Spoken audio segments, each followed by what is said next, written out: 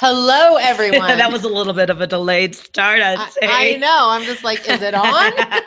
Hello, everyone. Hello, everyone. This is the Tiff Jack Show, a podcast devoted to helping you dump the overwhelm so you can live the happy because you living your best life right now matters. It sure does. And your voice. My voice. We have so much to share, and we may be pushing it a little with the sound of my voice, or the sound of my voice may turn you on because it's so sexy.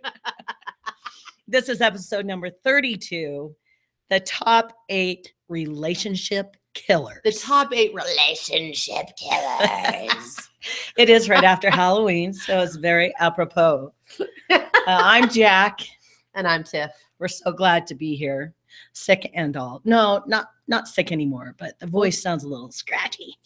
Yeah, we've both been this last week and a half. It's been 2 weeks. Because I couldn't even talk last week when we were supposed to do the podcast. My voice was gone. I was so sick. And of course, I don't kiss Jack, and I try not to get near him when I'm sick so he doesn't get it, but he always gets it anyway. Travesty. Going those 3 days without kissing. No. I think it was like 4 or 5. 12. It was rough. 15. Oh, honey. A month. No. We might as well just kiss from now on. If you're going to get sick anyway, we might as well enjoy it. We're just setting that precedent right now. So it has been 2 weeks since we've recorded an episode. It is a Sunday night. We have the candles lit. It's a gorgeous, gorgeous evening outside, a little chilly, but beautiful.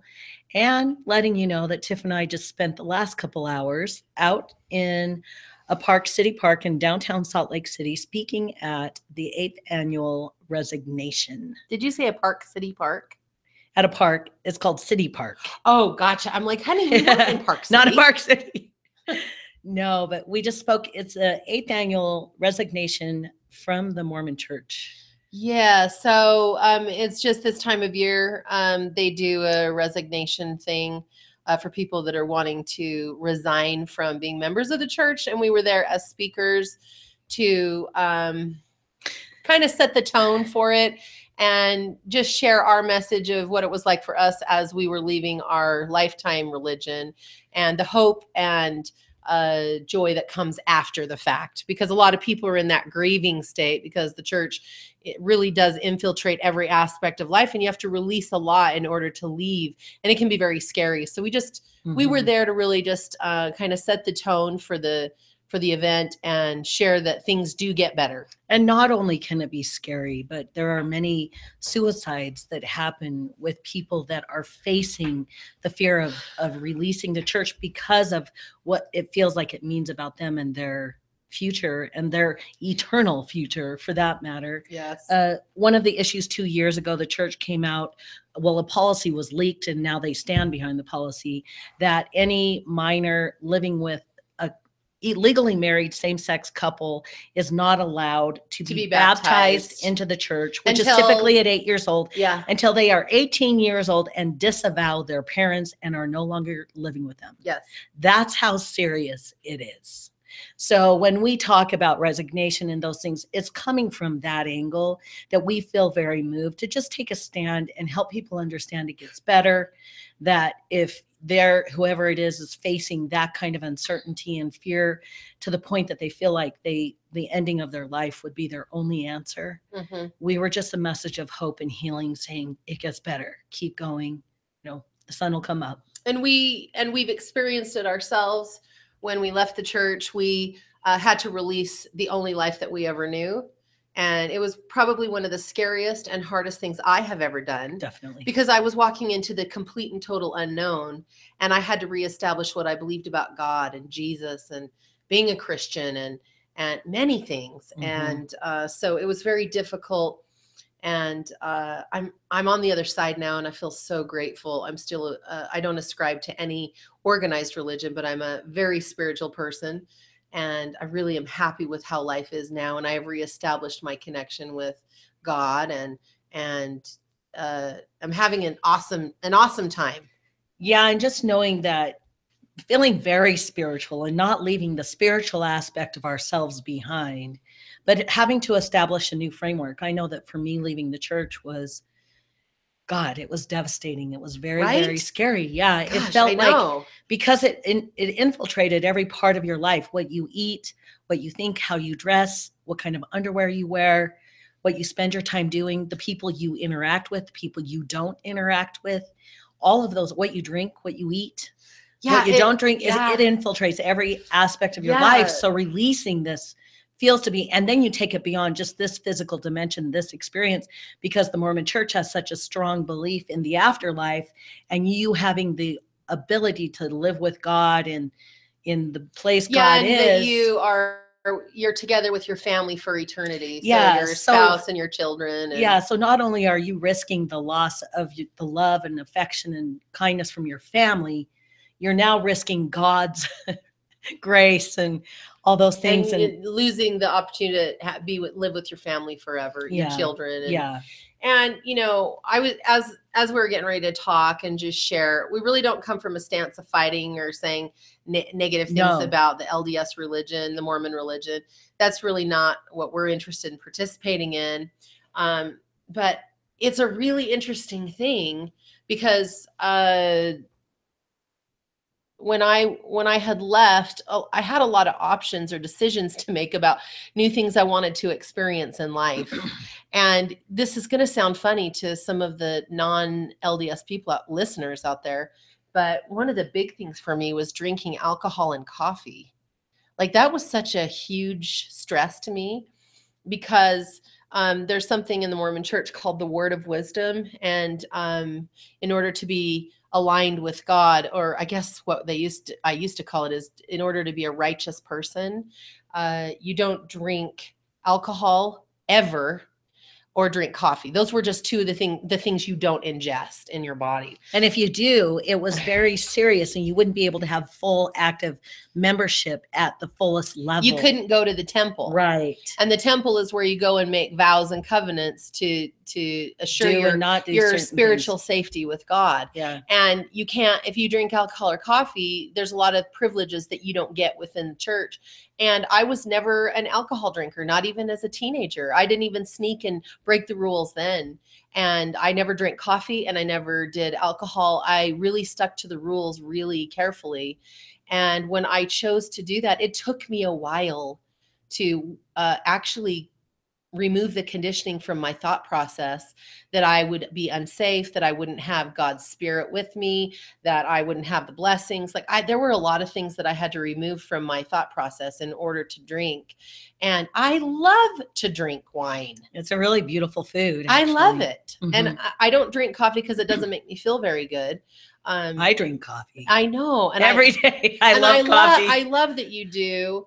And now I look back and just feel like it's so silly to me that I was in a place where I couldn't drink certain things that almost everyone drinks. I don't know. But at the point of coming out of that, it's a matter of life and death for many just people. So scary. And there are many youth that kill themselves about this, especially gay youth, big time, or transgender. Mm-hmm. Coming out, letting their parents know, letting the church know. And because there's part of what you do as a member of that religion is that you have to disavow other organizations, people, things that go against the teachings of the church. Therefore, you know personally that if you choose to leave that religion, that you're now going to be someone in a place that your family's going to have issues with interacting with or loving or accepting or supporting or bringing you in, because they will be afraid that they're going against the promises they've made in that religion. And it's deep. I wish I could convey the depth of the fear attached, but we have a message for you. If you happen to be someone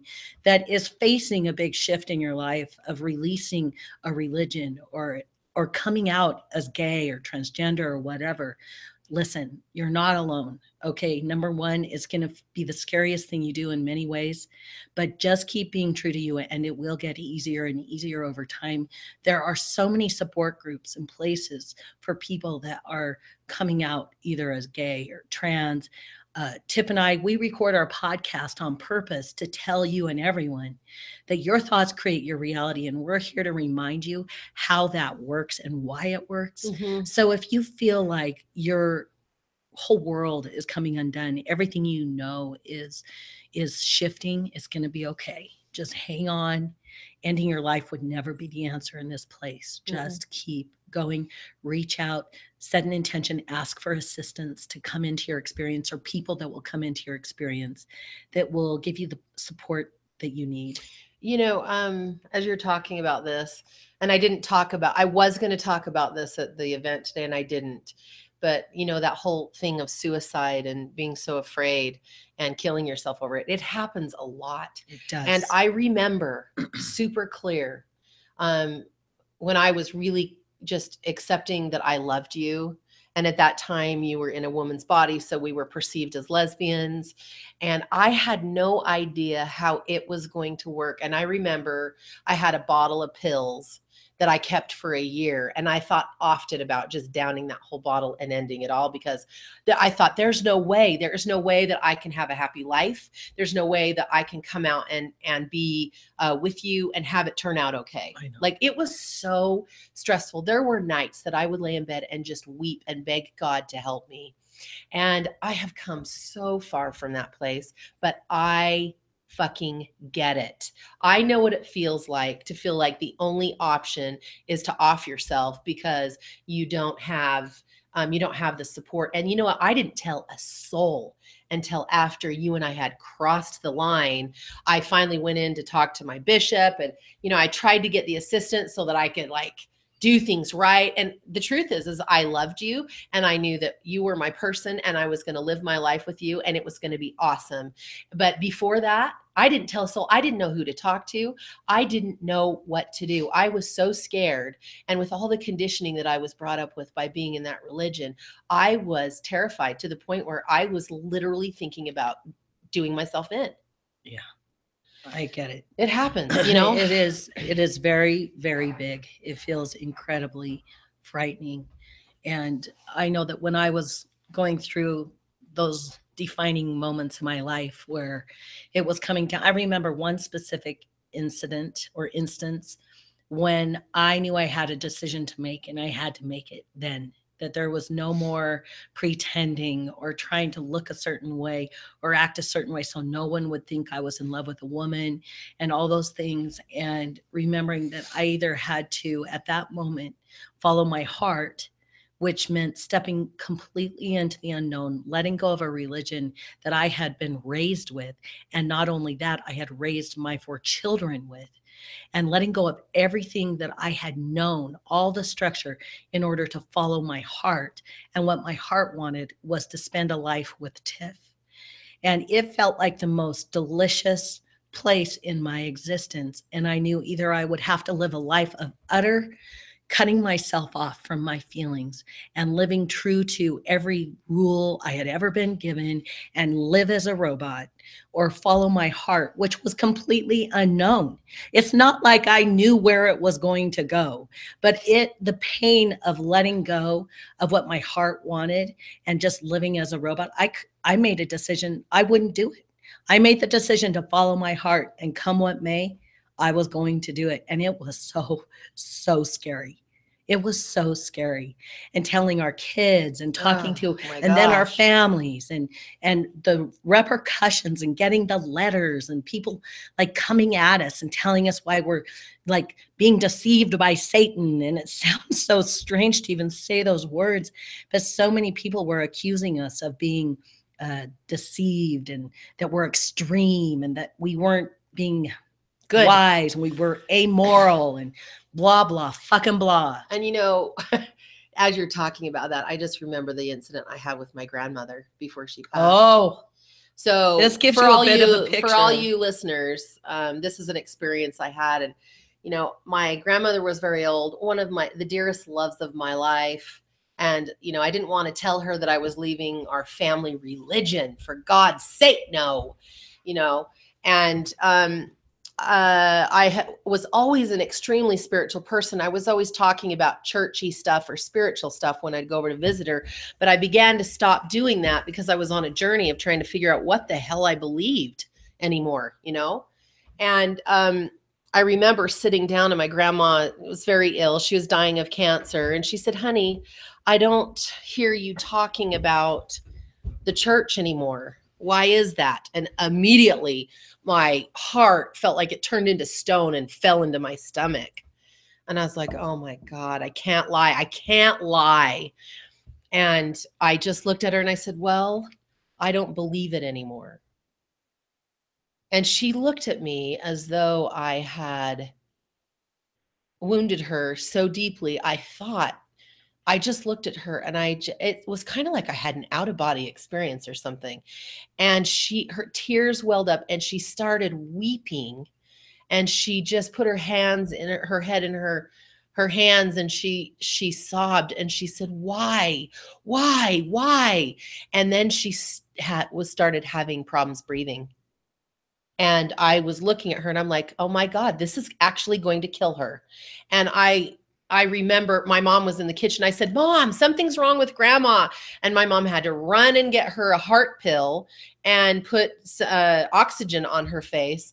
And I swear it really was like us having an out of body experience. I was just observing that my grandmother was acting like she was dying and that I had died or something. It was so extreme. And I felt so horrible because I didn't want to ever share that with her. I knew that it was going to be rough on her, but I can't lie to her. I'm not someone that hides who I am. So I answered her honestly, and I was very gentle about it, but boy, it really and just about killed her. And I looked at my mom and I said, Mom, I think I'm going to go. She got my grandma kind of settled down, and I just said, I love you guys, and got in the car and I called my mom, and she said, what is going on? And I said, Mom, I have left the church. I've left the Mormon church. She said, what are you talking about? And I said, Mom, I don't believe the church anymore. I'm not going to be a part of that anymore. She said, you are making a huge mistake. And I said, Mom, one of the things that you taught me in life is to follow what I know to be true, that I had all truth inside of me. And I said, do you really think it would be wise for me to stay in the church and believe what you believe just because you want me to believe it? Do you want me to pretend that I believe something I don't believe? And she really didn't have much to say, but I know she was absolutely devastated. And I thought my grandma was going to die. I did. God. Yeah. And that was the beginning of me dealing with my family and how they felt about me after that. And boy, it was it intense. changed. And Yeah. you had your own experience. And so, we've been there. So that was what we were doing. Just like a couple hours ago, we were speaking to people that are going through very similar things to what we've already shared today. So it was a great opportunity. And I'd like to just give a little shout out to our tremendous children. Because yes, Tiff and I had our experience, but we had raised our kids in the same religion. And so essentially, as we stepped away from it, our kids were all left with that foundation that they had been raised with, all shaking up. And we honor and held sacred what they were going through. But to watch all of them come through that, it was tough. I know it was. Yeah. For all of our kids in their own way. And also exhilarating, I know, for some of our kids to watch us be true to our heart and follow our own journey and our path, and know that we had something to do here together and living this life and starting our business. And so our kids, not only were they seeing the coming undone of everything they had been taught, but they were also seeing their parents living true to their hearts and following their mission, knowing they had a destiny and loving each other and having the courage to stand up and against all of these other things in their life that were telling them, you're wrong, what are you doing, you're deceived. And we just kept going. And I think about what it would feel like to have my own parents stand and take a stand like we were doing, like we are doing right now. And to see our kids and their powerful souls as they have gone through this journey with us, and we're all in a really good place right now with all of our kids. But it was a little bit of a journey for sure. It was. But here we are, speaking at a great event. It was a great opportunity. I appreciated the space to be able to share a message. And I actually had someone came up to me after, and she was adorable. And she said that she had her good friend who was transgender. He's a trans boy. And she had him on live when I was sharing my part about being trans man coming out. And she said he was sobbing as I was talking. And I just... I know how close for a lot of trans kids, especially when they realize they're trans and they know that they either have to talk about it, but a lot Mhm. choose death. They choose to end their life. There's a 70% suicide attempt rate for transgender youth. Yep. It's huge. It is. So that was our awesome experience today. We appreciate the invitation by Ashley Wilkinson, giving her also a little shout out, who is a brilliant, beautiful, creative being on this planet, making a Mhm. difference I love in that the girl. world. Yeah, she's Love an her. actress through and through. She's awesome. She sure is. She's fantastic. So is there anything else you wanted to say about that other than No, I just we had, this last couple of weeks, we've been down and out. We've been sick, and Tiff got sick first, and then I got sick second. So, it's been 2 weeks since our last podcast. I always get some feelings in I me do of too. feeling like, oh, hang on, people, we're coming back. And we always say we're going to be back, and we always will. Sometimes we have life happen, and we have to have a voice to be able to record. Right. So here we are. We did have fun trick-or-treating with our cute little grand nugget. Baby. And she's just adorable. She wore her little Sleeping Beauty costume. And we go out trick-or-treating, and that little nugget, she's 2.5 years old. She is fearless. She just goes marching through the dark with her hair and her dress blowing in the wind, and she's marching through the leaves and climbing up the steep grassy hills to the houses. And even when it's spooky people handing out candy, she just marches straight away to get up there. Oh, That was so fun. wasn't it? And our girls drinking their wine as we're walking around trick-or-treating, and the leaves are blowing in the wind. It was beautiful and amazing and It wonderful. was, wasn't it? I loved it. Yeah, we had 3 family events over the last week and a half. I guess now it's a couple of weeks, but Yes. we love our kids, and we miss our kids who aren't here. Yeah, we do. And we had some really good family time in the middle of all the sicky time. I know. Right? Life happens. It sure does. Yes, it does. So today we're going to be talking about the top 8 relationship killers. I love the fact that we say relationship killers. We are such passionate people. We are. And we are so strong that we would call it relationship killers, right? Yes, we would. Because honestly, it is. Yeah. So let's talk about them. Number 1. Go ahead. Number 1, bringing up the past as a weapon. Now, okay, before we get into the numbers, let's just talk about relationship. Everyone's driven to be in some kind of relationship. Now, listen, you might be fine being alone. That's fine.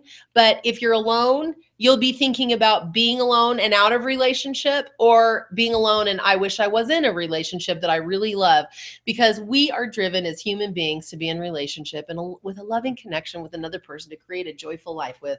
We're just driven to be there. Okay. So when you get into relationship with your significant other, there's some things that, can cause some trouble. And we're going to talk about what those killers are right now. Yeah.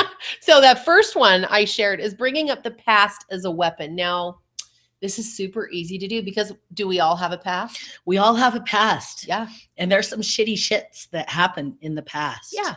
And we do some dumb stuff. We all do. And we say things, we do things right. that we regret, most likely. And especially if you haven't reached resolution with your person on these things, you're going to want to use them as a weapon. You really They're are. going to say something to you and you're going to be like, well, hey, do you remember when you did this? And use it as a weapon to make them feel upset or bad about themselves. And in relationship, a lot of times we want what we want in relationship. So we use underhanded skills to get what we want. And sometimes that's bringing up the past as a weapon. And we may not even realize that is what we're doing. Do we have any specific examples? I have been thinking about it and I don't remember any. Jeez. I mean, we do relationship coaching, so we hear all kinds of things, but I'm not comfortable sharing our client stories. But, it is one of those things that can create, I would say that is the number 1 relationship killer. Well, yeah. Oh, please go. Yeah. I was just going to say, because when you bring up the past in your present, you recreate it. And the past exactly where is I was the going past. To go. It is over and done. And if you cannot release the past so that you can be present in your point of power in this very moment, then you're just bringing, it's kind of like laying some shit on top of your shoes. It really is. You reach back, grab it, and pull it right over the top of where you are today. And it's a really big deal. And there are some past hurts and grudges that guaranteed you may be holding against your person. Mm-hmm. And if you are, those things could be a really great conversation that you could have when you're not in a fight, when you're not using it as a weapon. But if you feel like you don't have resolution, maybe there's a way for you to talk it out. And if there isn't, I suggest you get your ass to the red couch. We'll help you. Because and it kind of lends into one of the killers, which is sweeping things under the rug.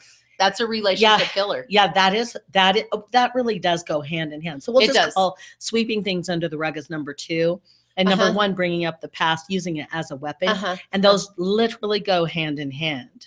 So when you sweep things under the rug, and I would say for the most part, men tend to sweep things under the rug more than women. I would say masculine energy. Yes, masculine energy. Because ego is pretty big in masculine energy, tending to want to be right. Yep. So they won't, or they just won't want to deal with it. Right. Like, why do we have to talk about this? Why does this have to even come up? Why can't we just let it go? Well, the secret is, ladies and gentlemen, nothing is let go unless it's resolved. Okay.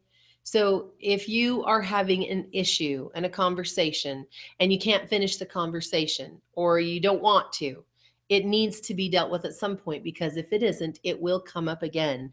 And that is where you get some of your weapons, is unresolved issues in relationship. The unresolved stuff must be resolved. It has to. That's all there is to it. Yeah, it must be. And we do relationship coaching, and relationship is the most powerful place for you to clear all of your discrepancy. Totally. Because the other person is holding a mirror for you to see it. And whatever is pissing you off is because you're believing something about yourself that isn't accurate. And that's when you get triggered and you feel all unsettled, like you want to kill somebody. That's when you need to take a good hard look at what you're believing about yourself. Yeah. There's no such thing as sweeping something under the carpet. Have you ever looked at a lot of garbage sitting underneath carpet? It's a big pile, and eventually you start tripping over it. Exactly. And that is what happens. It is. So deal with your stuff and deal with it until it is resolved. And there are times that you'll have to say, okay, we agree to disagree, but that's what we're agreeing upon. Yeah. And then you're not going to use it as a weapon in the future. You might hit a having to agree to disagree. So babe, you and I, have we done anything in the last 10 years toward each other that we regret? Yeah. Me calling you a hag. Oh, honey. I'm so over it. I know we found resolution with it, but yeah, I mean, I don't carry a long standing. I wish I never would have called you a hag. That was a ridiculous moment. I hated that so bad, but it is what it is. It's part of our past history together. Right. And we understand where it came from and what was happening. And I've said some hateful things. I've done some things. But one thing that we really don't do is we say, well, you did this back then. I have had an issue with this. Have you? I've had an issue with trying to point out, it may not be exactly this, but maybe something's coming up, and I'll try to deflect by going to a place, well, you do this too. That's true. Or and I think that's kind of another facet of what we're talking about. It doesn't serve anything. Like, just shut your mouth. It doesn't, just stop. Well, and my response to that, which anyone can use this if they choose to, is, what's your point? Right? Is that what I said? Yes, yeah. Good. Yeah, I'm like, so what's your point? And your point is? So I'm trying to discuss with you something I'm frustrated with. You're turning it on me, and your point is what? Yeah. And then that kind of nips it in the bud a little bit. It does. And it doesn't happen that much these days. No, it doesn't. Yeah. For sure. Yeah. That's deflecting. Yeah, it is. And that's another relationship killer, but it's not in the top 8. Right. Okay, number 3. Going to other people with your problems. Ooh, this is a big one. It's a really big one. It is a big one. When you are in relationship and you go to other people outside of your person to try and find out what to do, you are going to get input from other people that will cause relationship problems. Stop doing it right now. Right. And unless it's your relationship coach, you can go to them with your problems. Yeah, you can come to us. Yes. But if you're just going to other people, all you're doing is shooting yourself in the foot. You really are. You're shooting your relationship in the foot. You're shooting yourself in the foot. Because you then go to another person, and who are they going to side with? they're you. going to side with you. And that's why people go to their friends, and so then that they can get a posse. Yeah. And they don't even know the entire story because all you have is your own perspective of it. And here's another thing to realize is when there is an issue in a relationship, it is a two-sided thing. It's not just one person's issue. It's both. You have created that scenario in your relationship because of your thought process, and you're experiencing something uncomfortable that you don't like because you're creating it. If you go and find your posse to support you, you're not getting true assistance and help. True assistance and help comes when you sit down with your person and say, okay, this is where I'm struggling. And they can say, this is where I'm struggling. And you can have a conversation. What do you think about this? How do you feel Yes. about this? Open the door, two-way conversation. Pay attention to what the other person is saying without thinking you know what they mean. Don't assume that you know what they're saying. Just work on it until you find a place of resolution. And if you are sharing your private matters with other people, they will have an opinion that will stoke the fire that is already burning within you, which cannot help your relationship. No, all they'll do is perpetuate the problem. Yes. It doesn't work. And if you take it to your adult children your parents, don't do it. Don't do it. I'm telling you, don't do it. Okay, here's something for parents. This is like one of the greatest secrets of parenting.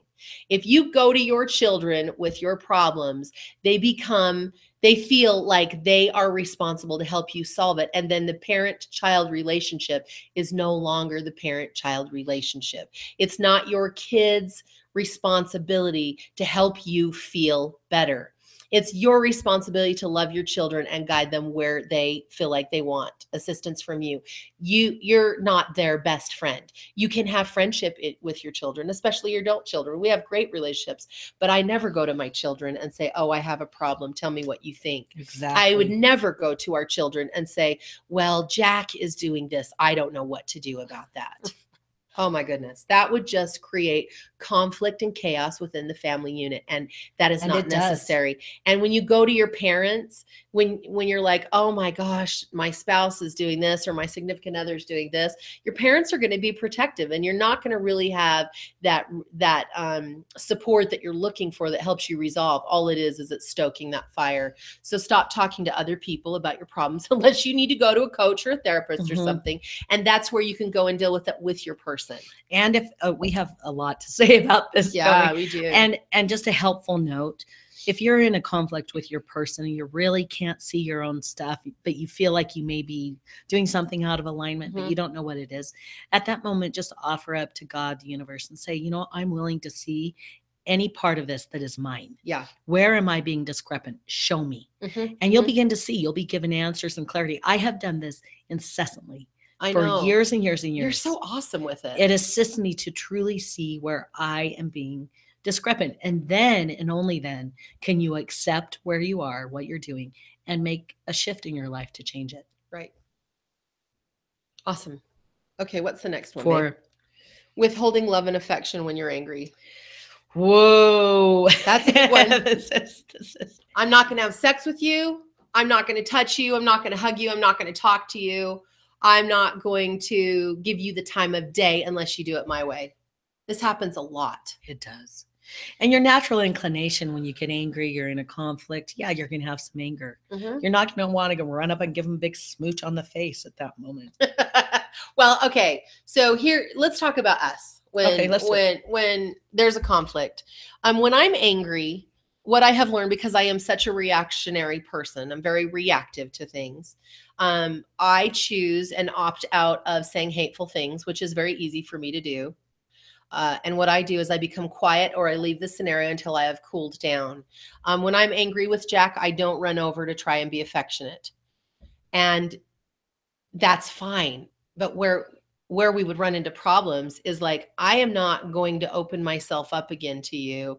I'm going to keep doing this. I'm going to keep being away from you, holding it against you. And I'm not going to give you the things that I know bring love and comfort into your life until you do it my way. And I don't do that.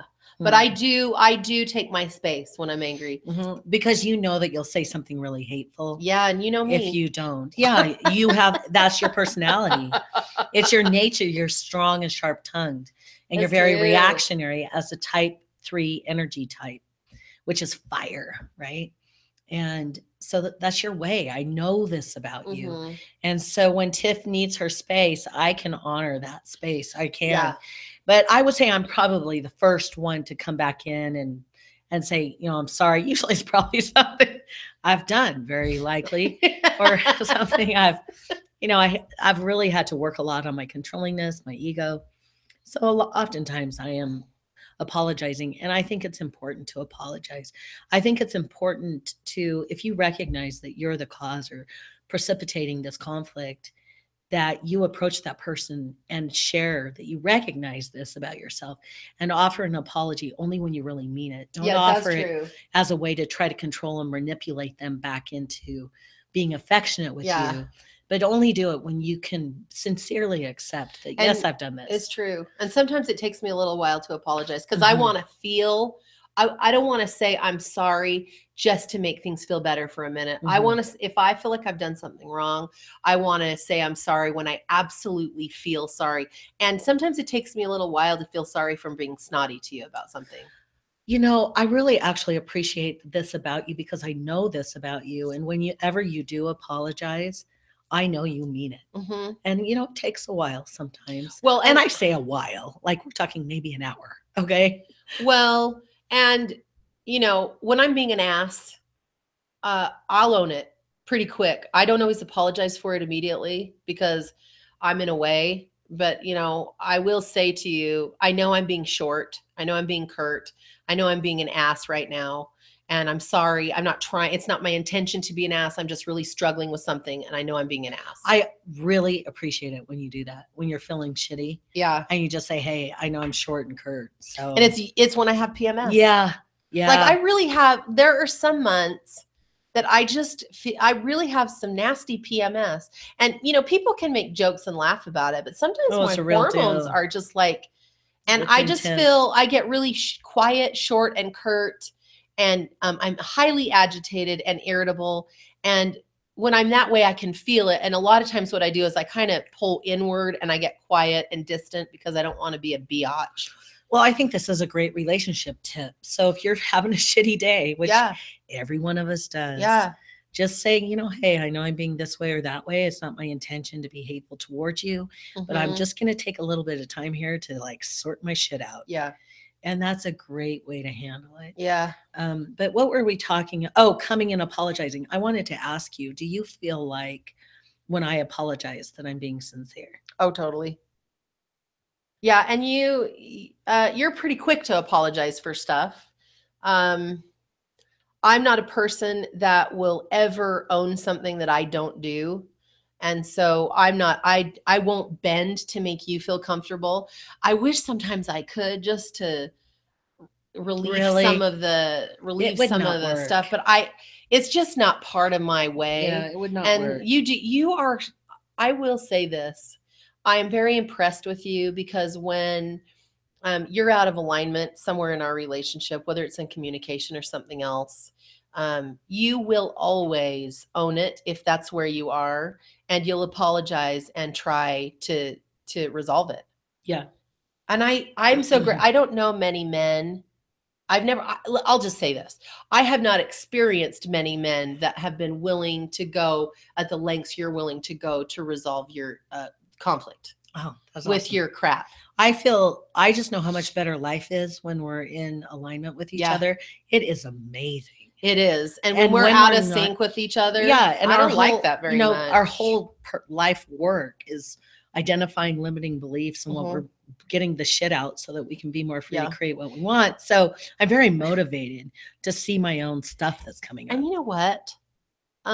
I know that there are people out there in relationships that hold grudges or they're kind of competitive and snotty towards each other. You did this to me, I'll do this to you.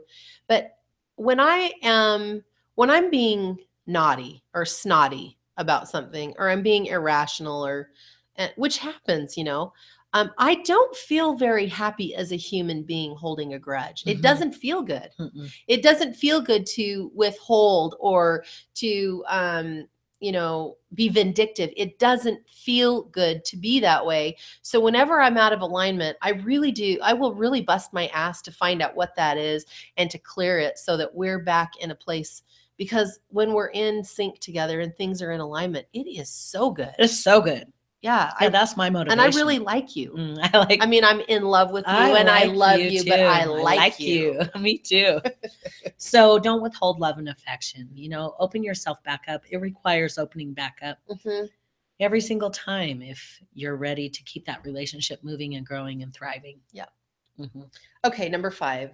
Not being impeccable with your words. This is so important. Yeah. If you aren't going to do it, don't say it. It's pretty much that simple. It is that simple. And so think twice before you agree or you say, I'm going to be home at 6 tonight. Really? Or I promise I don't want to have sex now, but I'll do it later. Yeah. If you say you're going to have sex later, have sex later. Yeah. Being impeccable is so critical. It builds everything. Trust in your relationship. And here's something interesting about trust. In relationship, you're going to lose trust for your person a million times. We need to talk about this. Okay? I'm glad you're bringing it up. It's like, I just really want to trust you. And it's like, yeah, you know what? There's different levels of trust. Like, I trust that Jack has got my back.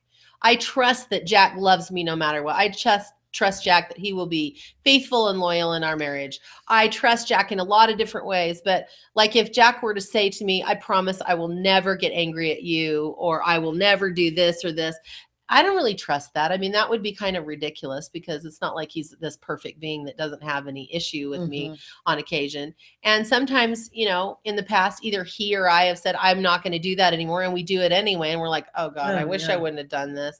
And you can lose trust in that area. But like, trust is kind of one of those words that everyone's like, I just want to trust my person. Your person is going to betray your trust more than a few times in your relationship. Yeah, definitely. That's pretty normal. It really is. So it's just about creating and establishing trust again, coming back in, opening yourself up, presenting yourself, expressing where you feel like you're out of alignment, and moving back in. So, but to help you to bring that trust is be impeccable with your word. It really is. If you say you're going to bring the milk home, bring the milk home. Yeah. If you say you're going to do something, do it. But if you really don't know if you're going to have the time, don't blow smoke. Just say, I'm not going to have time to get that done today, but I'm going to plan on doing it tomorrow. Right. Or whatever. Right. Whatever you can do. Okay, number 6. When you make large decisions without taking the time to run it past your partner. I think this is very important. Now, we're not talking about the little things of what do I wear today? What do I want to eat? No. What am I going to do for exercise? We're talking about the big decisions that I'm going to buy a car. Yeah. Or, I come home with a new car. Or, big choices or expenses or whatever. And it's not even that you're asking permission. I think that's where people get stuck. And they're like, I'm not going to fucking ask permission for them to tell me I can or can't do something. Right. That's not what we're saying, but having an adult conversation with your person to say, I am choosing to do this. It's something I really want to do. What do you think about that? Right. Just so you can get a take on where they're coming from and you can share with them where you're coming from so that you're respecting the commitment to the relationship. So masculine energy is more of a thinking energy and feminine energy is more of a feeling energy. And we've talked in our past podcasts about dominant feminine, dominant masculine energy. And everyone has both inside of them, feminine and masculine. But there's one that's a dominant that feels more natural. And in a relationship, you're going to want to have a dominant masculine and a dominant feminine to have sexual polarity, or what is called sexual chemistry. And it doesn't necessarily have anything to do with being a man or a woman. So many women are dominant masculine and many men are dominant feminine. Has nothing to do with sexual preference or gender at all. Yeah. So I am the dominant feminine in this relationship and Jack's the dominant masculine. So if I ever think about something that I want to do, I would run it past Jack and say, okay, so this is what I would like to do. I'd like to know what you think about it.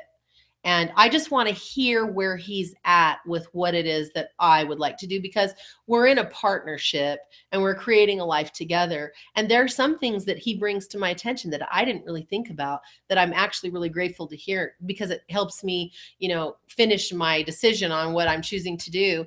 And I also want to know how it impacts his life, like how he will think about that. We just bought a car, and we didn't talk about that, about buying our car. Oh, I thought you were saying something different. Oh, no. Yeah. So we made a decision together on what kind of car. And there were a couple times that we got a little because I wanted this. Uptight. She was like, I don't want that. And we realized, and when it came down to it, we were on the same page. Right. Absolutely. And we got the perfect car. Oh my God. We used our mind and the power of our intention and so declaring this nice. is what we want. Yeah. We want it to be easy. We want to sell our car fast. We want to just know exactly what car we want. Once we test drive it, it will be clear. Yeah. We drove to one dealership. It's like, nah, nope, this isn't for us. We drove to another dealership. This is exactly the kind of car the first car we test drove is the car we are now driving. Yeah. And the deal all happened within a day. Yeah, it was done primarily over text with the car salesman and myself. And it was phenomenal. Yeah. What would have happened if you would have just said, I'm going to go pick us out a car?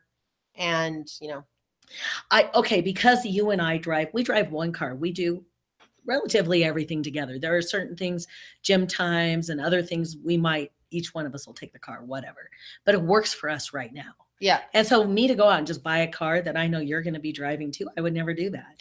Yeah. And it is interesting because we're together 24/7. Yeah. It's a great life. Like we drive to the office it's together. By design. We do this. So like having two cars really would be kind of silly for us because we're always together. It's easy. But we did have to discuss it, and we came to the same conclusion, but we had to work through some things to do that. And we had to be willing. And I'm like, what do you think about this? And you're like, well, how does it feel driving this car? And because I'm a feminine, I'm such a feeler. That's how we really communicate with each other. I'm always asking Jack what he thinks, and he's always asking me how I feel about stuff. And it really works out well. And we're very, very considerate of each other and how each other thinks and feels about what we're doing. And when we approach each other that way, Jack feels very respected and I feel very cherished. And it's a powerful way to have a powerful relationship. It is. Yeah. It's fantastic. Okay. What's the next Number one? 7, talking smack about your person to other people. We already did that. No, we didn't. Oh, we didn't, did we? Yeah. So talking smack about your person to other people. Like, my wife is such a bitch, or my husband's being such a douchebag. Like, I can't stand it when he does this and this and this, and he's just so rude and inconsiderate. Yeah. Those kinds of things I cannot express to you how damaging they can be. Not only because you're saying rude things about the person that you have chosen to spend your life with, but that carries energy. You are creating more what you are talking about. You are. And, if you're doing this, just stop doing it. Yeah. Stop talking smack about your person. Yeah. Stop now. Yeah. It's that simple. It's a relationship killer. It's a relationship killer. And I would say number 8 is related to number 7. Don't use social media to bash your person. Directly or indirectly. It's so obvious when someone's pissed at their person and they're using quotes and memes to try to point out the shit in the other person. Oh, don't do it. Just say no. Yes. Don't do it. It'll never make your relationship better. Listen, the reason people do that is because they know that their significant other's going to read it and it's going to be a message to them. And it's kind of like a little dig. Knock it off. Everyone else on Facebook knows it too. Yeah. And you know what else? People really don't like reading about that. It makes people kind of think kind of crappy things about the people that do that. Yeah. It grosses people out. They're just like, really? Putting it mildly. Like, obviously there's problems there. Oh, that. Yeah. Okay. So here's a reminder. Number 1, bringing up the past and using it as a weapon. Don't do it. Number 2, sweeping shit under the rug. Don't do it. Number 3, going to other people, except your coaches, with your problems. Number 4, withholding love and affection when angry, And number 5. not being impeccable with your word, 6. making large decisions without taking the time to run it past your person, 7. and talking smack about your person to other people, And last but not least, using social media to diss your lover. don't do it. So there we go, 8 relationship killers. If you have ever considered relationship coaching because you just can't find resolution, I know 2 excellent relationship coaches. They're named Tiff and Jack. And if you want to know how to find them, go to tiffandjack.com and jump on and fill out an application, and we'll do a consult and we'll talk about coaching because we love to do it and it is our specialty. Yes, it Relationship is our specialty. It really is. It's like we're relationship billionaires. We really are. We are. And also, as a very big thank you, we appreciate your reviews on iTunes. We are rated as 5 stars, which makes us very happy. And it's all because of you. And if you haven't taken a minute to jump onto iTunes and leave a review, we would be forever appreciative We really of you would. doing that, because all that does is allow us to be seen a little bit wider and further and to help more people that are looking for a way to get rid of the overwhelm that's keeping them feeling stuck and pissed. And if you, of course, ever are interested in coaching, like I said, jump on our website. Yeah, we don't just do relationship. No, we do individual Yep. and relationship. We work with straight, gay, and alien. We are so glad to be back. Thank you for your patience. Just know that you are here to absolutely love and enjoy your life. So eat dessert first. Because life is meant to be devoured. And we are Tiff and Jack. We will definitely be back. No matter